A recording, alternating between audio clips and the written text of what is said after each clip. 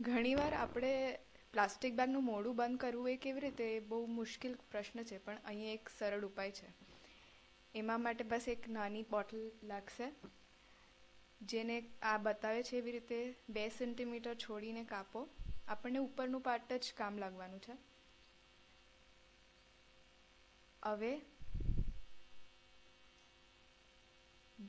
જે plastic bag છે એની અંદર બીન્સ કે ચોકલેટ્સ કે કંઈ પણ નાની નાની જે વસ્તુ મૂકી છે એ મૂકું. પછી જેવી રીતે દેખાય છે એવી રીતે બોટલના ઉપરના મોડામાંથી એ બહાર કાઢો પ્લાસ્ટિક બેગને, ને ઢાંકણું બંધ કરી દો.